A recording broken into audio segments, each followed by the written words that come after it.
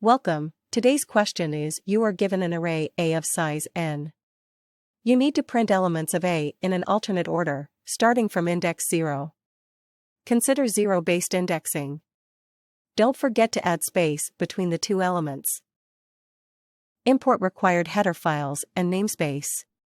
Forthwith take input the size of array and elements of the array.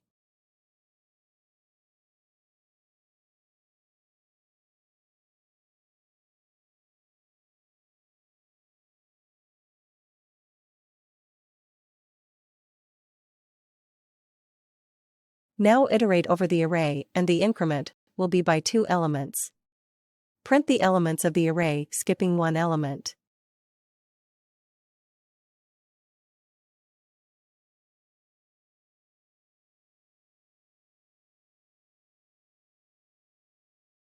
Now compile, run and test our code. It should work. Thanks for watching.